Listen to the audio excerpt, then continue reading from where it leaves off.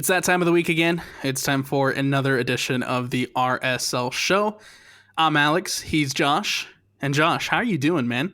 You know, it's one of my favorite times of year, Alex. Not because of the heat, not because of summer, not because of the holidays, but because of silly season, man. I'm doing good. How are you?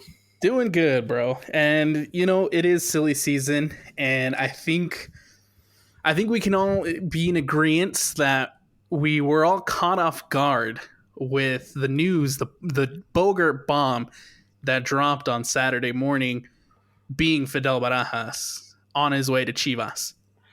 Not expecting that one at all, right? Like, I expected him to be moved on eventually, but we were barely getting to know him. Barely. 6-7 months on the roster, and all of a sudden he's on his way over to Mexico. 17 appearances. Not a lot, most of them off the bench, right? Like, yet to have a goal in Major League Soccer. And then $4 million. The profit on this guy, bro. This is what we've been yearning for. This is what we've been waiting for. Yep. Is flipping the youth, man. And boy, did we do it. And did we do it good. Now, I don't know.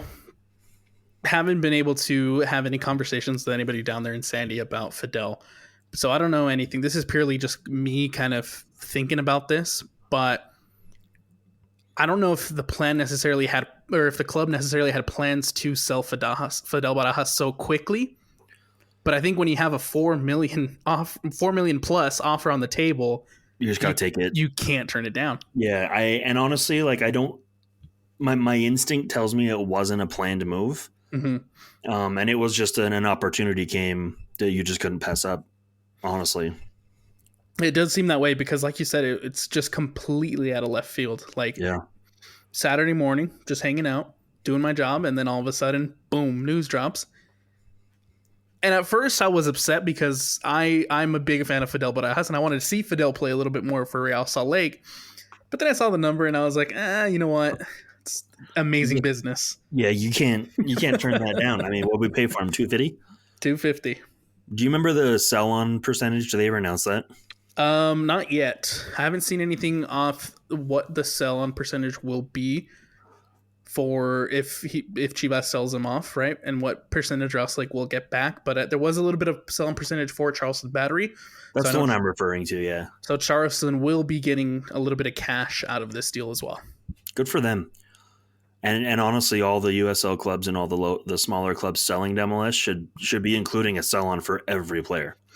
And look, man, we've had this conversation before. I think Real Salt Lake is building a nice little roadmap of, hey, we're going to farm some of these USL guys. We're going to take some of these USL guys, bring them in, develop them here, and then sell them off for whatever profit we can. And I think we're expecting that with Diego Luna. Yep. And now we're seeing it almost really for the first time with Fidel. Yeah, I mean, the first out of really, these are the first two highly touted USL recruits, right? So 1 out of 2 so far isn't bad, really. And I kind of hope that, one of the incoming transfers this summer is another USL stud. I really do. Because they've worked out nicely. Luna, Fidel, the 2 USL studs. I'm sure there's I'm sure they're scouting more, and I think that's the direction that Real Salt Lake is going to go forward in, is just continue to find these young stars, bring them in, develop them a little bit, and then sell them off for that profit, like we're seeing now with Fidel. There is another guy whose name's floating around out there, and one of our goalkeepers who is linked with a Premier League move. How do you feel about that? Because we've all tabbed him to be the starter by the end of the year. Yes, I like it. Overall, like we're talking about Gavin Beavers, obviously. I did think that had Gavin, if Gavin lasts the whole season, I do think by the end of it he will be a serious number 1 for Real Salt Lake. But if a team in the Premier League is coming knocking on your door for your young goalkeeper out of your academy, it's just basically what we're doing with Fidel. Just this guy's coming straight out of your academy, right? Right. It's cooler. Yes, exactly. Because you've basically farmed this kid up from the academy ranks, brought him up, given him some MLS time, and now there's Premier League clubs who are sniffing around. And if Newcastle comes in and puts an offer down for Beavers, Gavin Beavers could very well be on his way out. What price range are you okay with Gavin Beavers leaving? Oh man, that's a good question. How much did Slonina go for to Chelsea? A lot, millions. And I'm not saying, Gavin will reach Gaga Slonina numbers to Chelsea, but I do expect so he was 10 million. Yes. I don't think Gavin is necessarily in that 10 million range, but I do hope that we see something. I want to maybe a little bit conservatively, but maybe in the 2 million, 3 million for Gavin Beavers. That's right around where I was thinking as well. And I hope what they did with Selena and let him stay here on loan, right? Finish playing. I hope that's the same kind of situation we see, right? Finish out the season, then move over. And one of the stipulations was that Slonina would continue to get consistent playing time. So I wonder if Newcastle decides to go full in on Beavers, acquire Beavers, I wonder if there will be any sort of deal that says, hey, if we let you keep him on loan, you have to play him X amount of games or X amount of minutes. I'm sure they would, because why would they, make a couple $1 million investment and then be okay with him sitting on the bench, right? That doesn't really make sense. So then there you go. Gavin Beavers will be number 1 by the end of the year. Yeah, we'll see. We'll see what happens, right? But I'm fully expecting to see something come of that anytime now. That is just a rumor that is floating out there. Gavin Beavers potentially leaving overseas to the Premier League. Again, super happy. Super happy for Fidel going over to Chivas. Huge opportunity with one of the staple clubs of Liga MX. Gavin Beavers getting an opportunity to potentially go overseas. But Josh, what's coming in for Real Salt Lake? I have no idea. They've been really good at keeping these things quiet recently, man. Yeah, no one's talking to Fabrizio this time. Which is, to me, it sucks as a fan, right? Because I want to hear stuff before, the Bogart bombs come or Fabrizio. But at the same time, it makes me feel like we're actually in a good spot now where we might be looking in the right places and they have to keep it quiet. You know what I mean?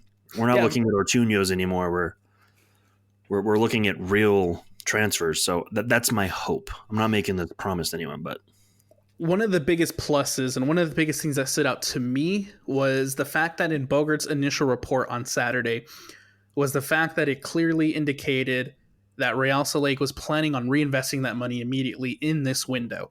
Yeah. They wanted that money for Barajas to immediately reinvest into the squad. And I think it's a big sign, because we talked about it last show. We've been talking about it all season long. There is that open DP spot that Real Salt Lake has. And in order to bring in a DP, you're probably looking at spending 4+ on a DP. Yeah, and I hope it's 4+ on one guy and then someone else. Like another TAM player would be sick, right? So things are heating up, Alex. Things are heating up. I do think, even though there haven't been, even though there haven't been any rumors to really talk about, I do think that there is a lot going on behind the scenes right now at Real Salt Lake. And it's just a matter of time before something, whether it's a Bogart bomb, whether it's, one of some other reporter leaking information or whatever. Yeah, someone randomly in Colombia. Yeah, I do think something's on the horizon. I can feel it in my bones. Absolutely, and I honestly can't wait. There was a little bit of a rumor this morning. Have no idea how valid it is, but there is a guy linked with New England and maybe RSL.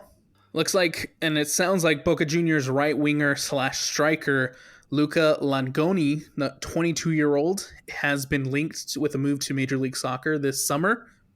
And one of those names in the conversation is Real Salt Lake. Yeah, and as you were saying earlier when we were talking pre-show, this guy ticks all the boxes, right? Can play on the wing, can play at the striker position.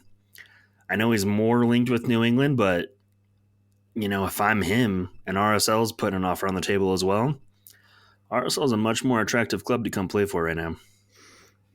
Absolutely. And you look at the two teams, right? This is a New England side who is really struggling right now in the league, towards one of the bottom feeders right now in the Eastern Conference and overall. and then Real Salt Lake, who's fighting for a Western Conference title, right? Right.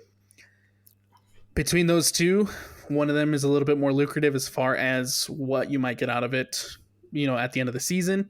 However, there are two offers on the table from La Liga sides over in Spain. So we'll see what happens with this guy from Boca Juniors. We'll see, but hey, it's a promising rumor to start. I just hope they continue. Just keep on bringing them. It's like you said, man. It's been very quiet on what's coming in front. Yeah, it's annoying. We've heard conversations about Gomez having offers. We've heard conversations about Gavin Beavers being linked to Newcastle. Mm-hmm. We got Fidel, who just left for Chivas de Guadalajara, and it's awesome to see. But at the same time, I want some rumors coming in, man. Heard rumors about Delgado from the Monarchs. I believe he was also being looked at by a Premier League side as well. I think losing two of your academy goalkeepers in the same transfer window would suck because he's clearly the next Beavers for us. But man, if we have a lot of players going out, that just means we got money to bring them in. And this isn't the Deloy regime anymore, so I think we can all be confident that the players will be replaced properly. And it's just a nice feeling. It's just a nice feeling to know that the owner isn't just using RSL to hopefully sell some players and pocket the cash. So I'm all about it. Also, complete side note and tangent. What is with RSL's academy and goalkeepers, man? We're becoming a goalkeeping factory. It's incredible. I wish we could produce, a striker or something, but it's not a bad problem to have if you're producing goalkeepers and they are all potential number one goalkeepers. I mean, Ochoa was there.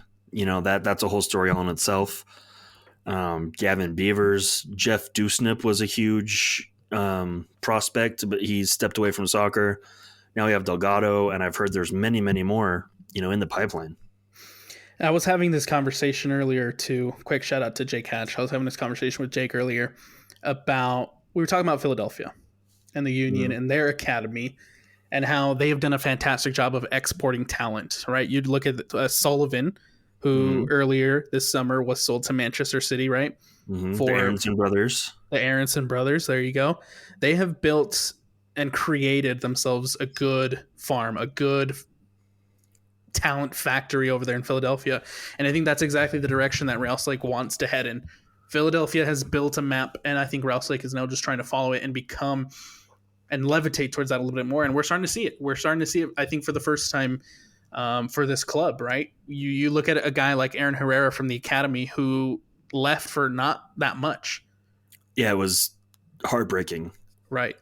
And honestly, he's a guy that I'm generally against bringing players back to RSL, but he's one that, man, if we had him back right now, if we could bring him back for not a lot, that would be a huge signing for RSL to bring him home. And huge congratulations to, by the way, to Aaron Herrera, who just got elected as well for the MLS All-Stars. Wild, right? And we'll get into the All-Star stuff here in just a second, but I do want to point out that we're on the topic of Aaron Herrera because he left for a couple of trades and a little bit of GAM, right? It wasn't a big deal. It was not enough for the fans to be okay with it. Now you look at a guy like Fidel Barajas, who only has 556 first team minutes so far this year. Yep. Or I guess had, now that he's gone.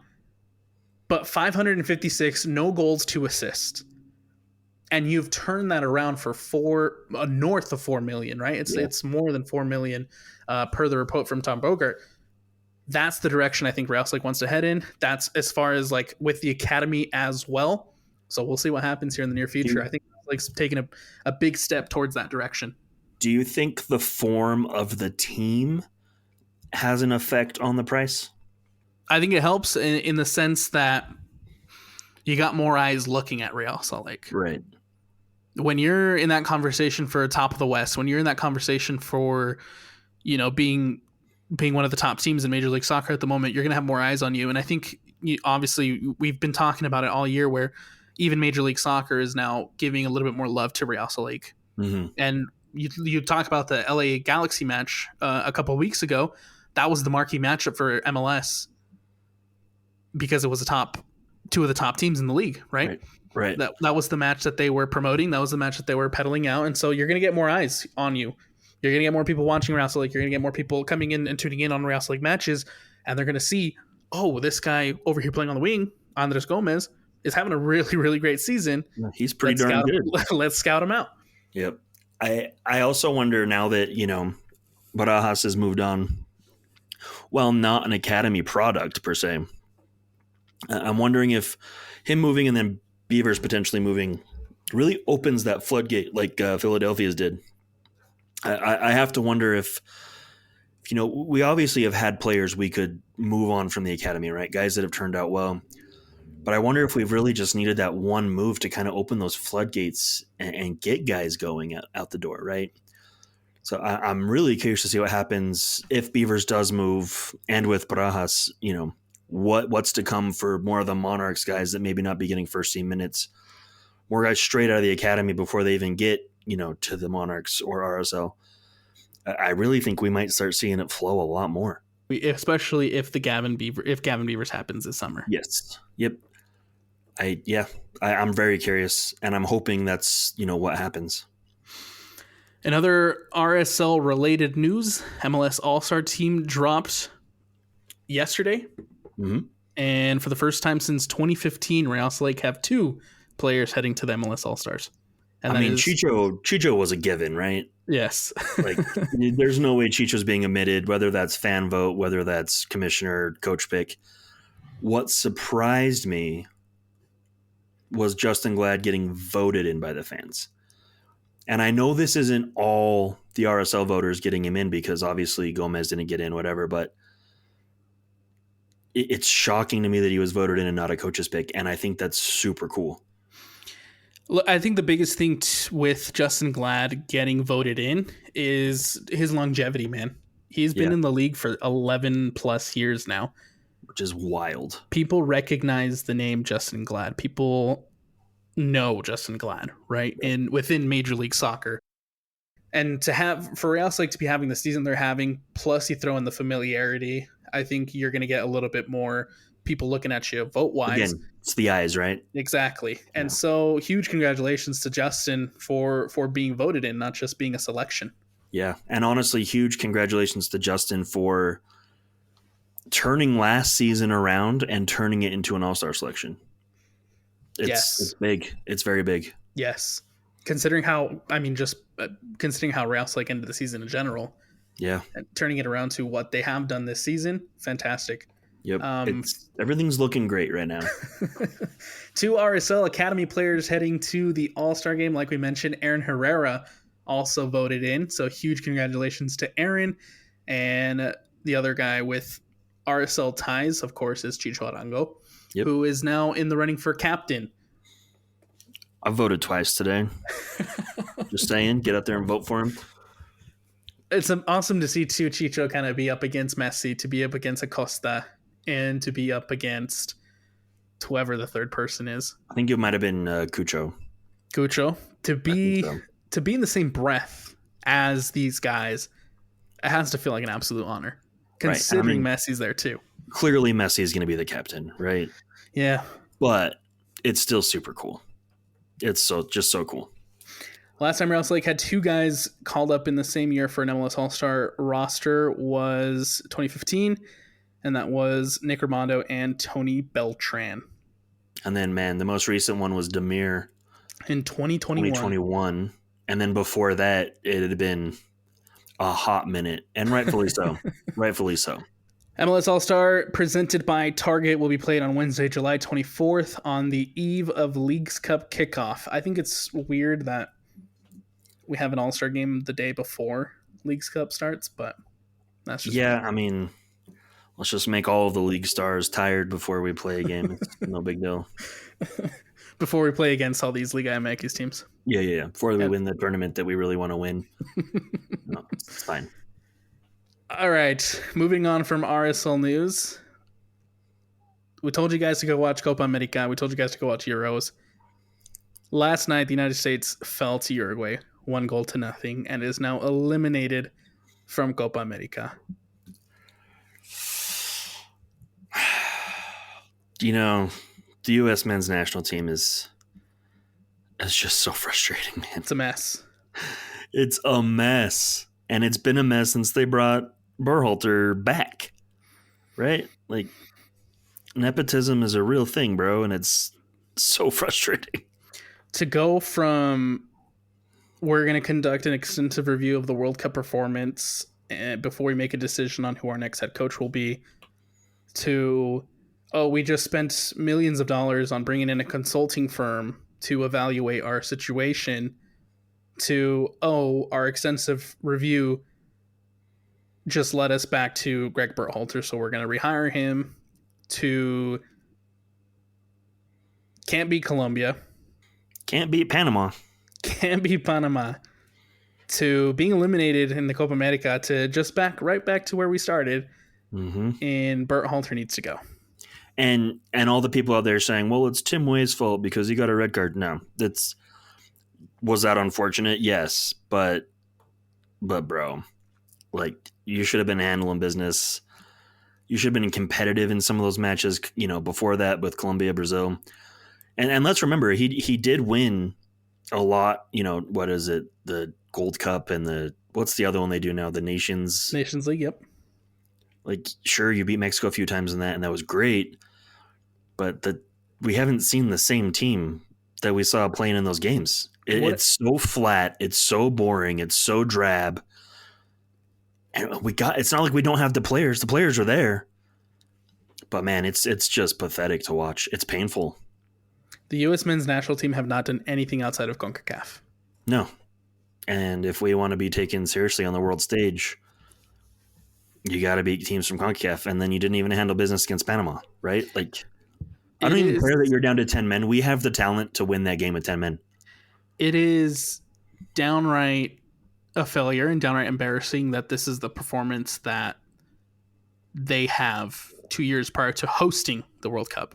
Right. And like, at this point, there's really no major competitions coming up to really prepare outside of CONCACAF. Like, so whoever the next coach is, that sucks for them, right?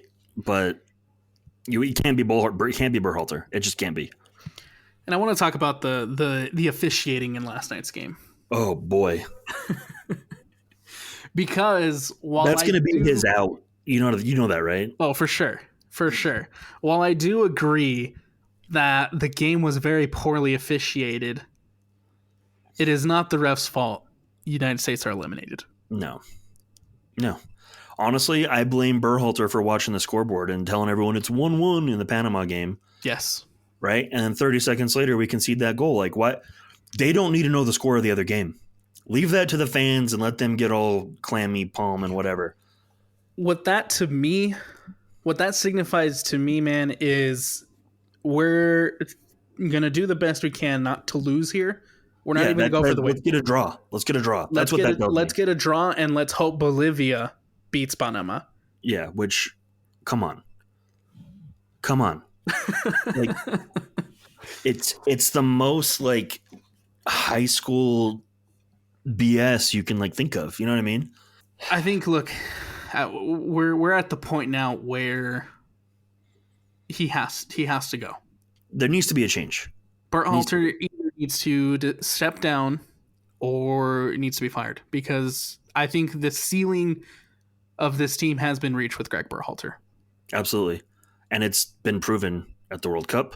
It's now been proven at Copa America. Like, I mean, hell, we didn't even qualify as the best team out of CONCACAF for the last World Cup. And that's a huge problem to me too, right? It's bad. It's bad times for the U.S. Soccer Federation right now.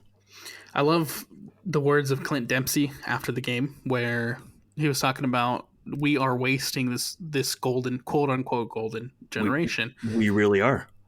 This is by far, for me, I think this is by far one of the most talented groups of individuals that the United States national pool has ever had. And they have not been able to accomplish anything outside of CONCACAF. And it's the most talented by a country mile. Right? The only real weakness I see in this squad is like the goalkeeper position. I do think some goalkeepers of the past are better than Matt Turner. Outside of that, it's a tough argument, right? Even when it comes to Clint Dempsey and Landon Donovan, right? It's a tough argument to make that they're the better players, but overall, we're a solid squad, and to not be performing again, simply embarrassing. Yeah, the United States are out. It's an astronomical failure. The Federation came out and released a statement after the game saying that there's going to be another comprehensive and extensive review, giving us the same mumbo jumbo that they gave us after the World Cup. So we'll see what happens, man. But right now, I have very low confidence that Bert Halter's seat is actually hot at the moment. Yeah, but if that's the case, right? The Federation's raised tickets, the prices of tickets exponentially. They've done all these other things to make it hard to be a fan of the national team, and I hope the fans really show their displeasure in this. Stop showing up to games. Stop supporting. Transitioning now back to Major League Soccer news. While Real Salt Lake was on a bye, everybody else in the league decided to have a game. New York City FC beat Orlando 4-2. Atlanta United beating Toronto 2-1. Did you see that goal? Bro. That hasn't happened for a long time. The last time I remember it happening was when Robbie Keane played for Tottenham, I believe. Yeah. So a long time ago. But it sure is comical when it happens. And it sure does make you hate your goalkeeper. So, sorry, dude. Even wilder that it happened in the 97th minute to win the game. Like, where's your sense of the moment? You know what I mean?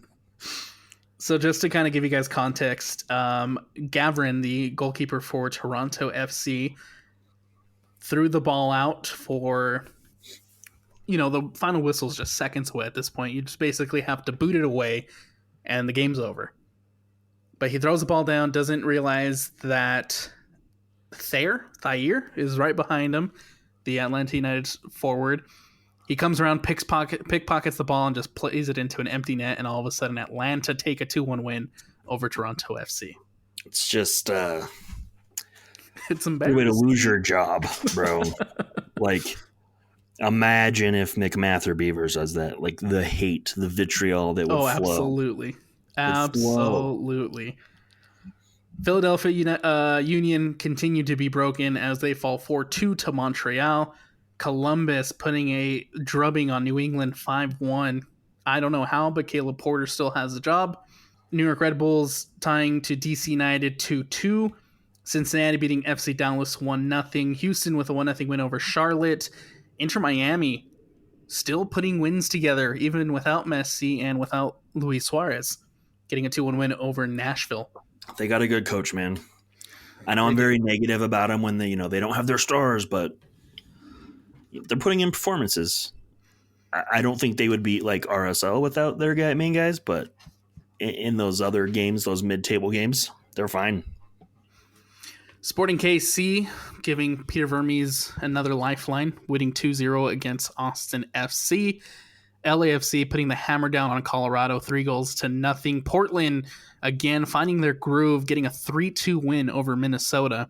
The LA Galaxy beating San Jose 3-0. Seattle Sounders coming back after trailing 1-0 down at the half, beating Chicago 2-1.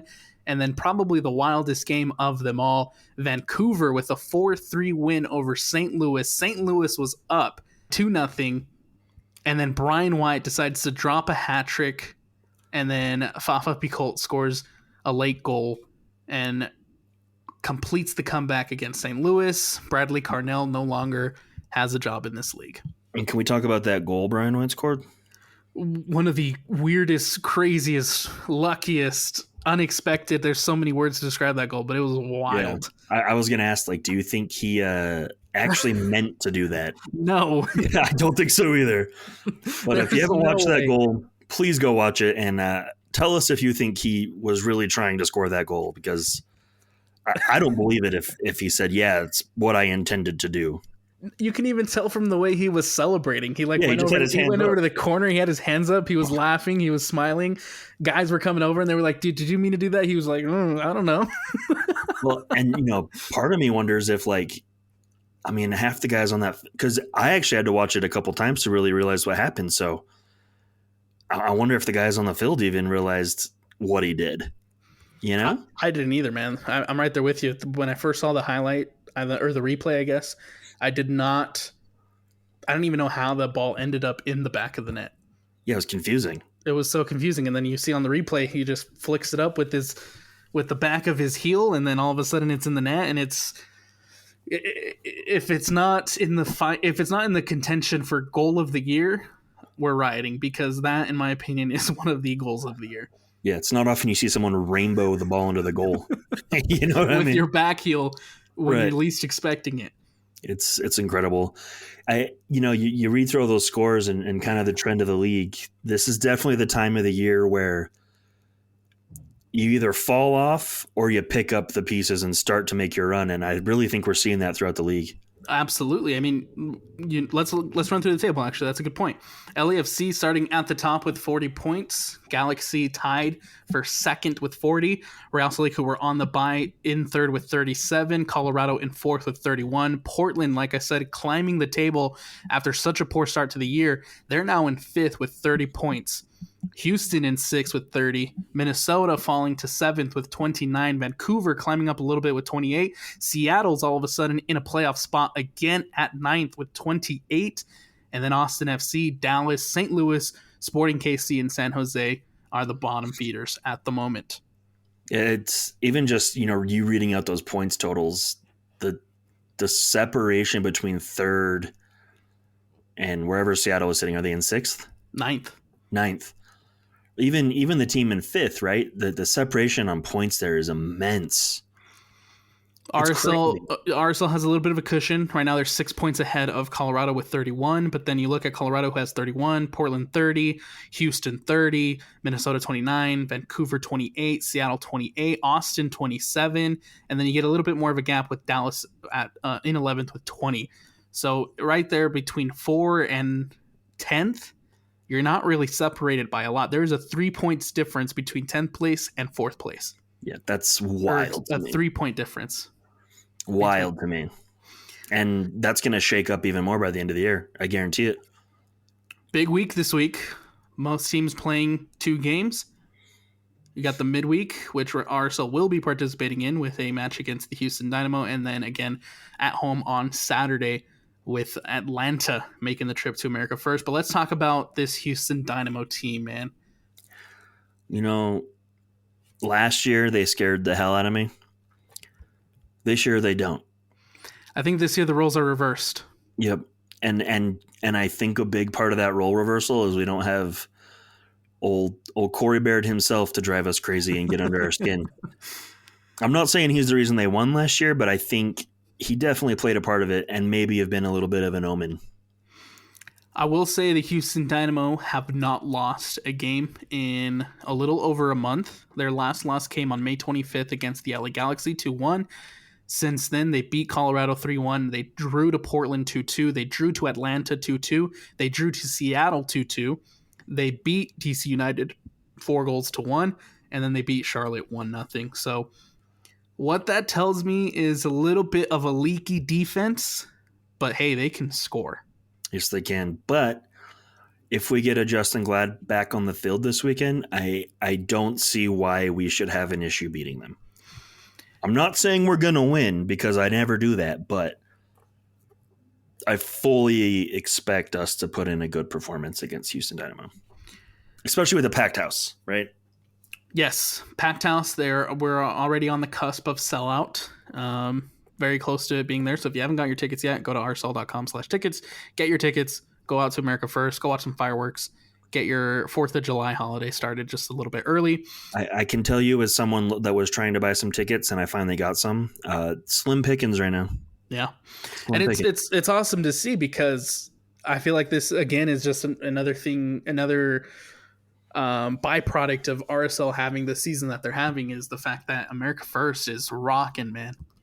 Well, and then, I hate to to poo-poo on your parade a little bit, but you mix in fireworks. True. People are coming out. You know what? We know what else is coming out to America First on Wednesday. What? Latif Blessing. Oh, he's on Houston now? He's on Houston now. So they lost Corey Baird. That happened. But Latif Blessing will be making a trip to America First. He doesn't strike the same fear into my heart as Corey Baird scoring a goal on us and pissing me off. What about Steve Clark? Oh, I hate him. But again, I think, Gomez and Chicho can have some fun with Steve Clark. You know what I mean? Not too worried about it. I definitely don't think that this is not the same Houston from last season. They are basically running it back this year with a very similar 11 to the 11 that they had last season. Mm-hmm. And I think most teams kind of figured out how to break down Houston, and I think we've seen that a lot with the leaky defense. And plus, Hector Herrera has been in and out of the lineup injured a lot this season, more compared to last year, right? So I think that's a huge factor as well. But I think in this one, man, you get the first goal, you're looking pretty against Houston. Yeah, I think so too. And again, I'm really hoping we see Jay Glad back on the field. We've really missed that Glad-Vera partnership. Even having Vera back is going to be a huge help. So I'm less concerned, right, than I was against LA. I'm almost leaning towards saying that this is a must-win for RSL, man. Oh, it's this entire weekend, this 2 games? Yes, there you go. Anything other than 6 points come Sunday, is almost a disaster. And we'll come back and we'll break down the Atlanta game for you guys later on in the week. But I'm right there with you, Josh. Is after losing, dropping points to the Galaxy at home, and then having the bye week over the weekend, right? You don't necessarily get the chance to get back on track and build up your points. But now you do with 2 back-to-back home games before you have 3 back-to-back games on the road. You got to get 6 points in this one. Absolutely. There's no question about it. 4 points would be okay, but not what you want, right? These are 2 very beatable teams to me. I think Atlanta's the more beatable side, right? They're kind of a disaster right now. Houston's a bigger question mark because, just our history with Houston over the last few years is very hit and miss. But yeah, if you want to be a serious contender for first in the West or a home playoff seed, these are the games you have to win and you have to take care of. Josh, man, any last things you want to talk about, you want to cover or say before we wrap it up? Just things are good. There's a new bobblehead at the team store if you guys haven't seen it. Chicho Arango. Absolutely incredible. I love when the team puts out, memorabilia collectibles, for the fans. So, I scooped one of those up already. And then I did get a sneak peek at the merch of the match for Saturday. Very sick t-shirt. I think it's a t-shirt all the fans have been wanting, right? It's a new design, something different. I'll just say it has to do with Colombians, right? It's so sick. I'm so pumped to wear it. Again, just merch for the team that I love, that I will love wearing, and this is a new piece. So got two new pieces of RSL things that I absolutely love today. So I hope you guys pick up those bobbleheads. And Saturday, I highly recommend getting over that team store before the match starts because I think they're going to fly off the shelf. And aside from the bobbleheads and the cool t-shirts, the RSL show has some cool things on the horizon as well. So, hey, make sure to go follow. Make sure to go subscribe. Go do what you got to do to follow us on social media for the best RSL content here from the RSL show on the KSL Sports Network.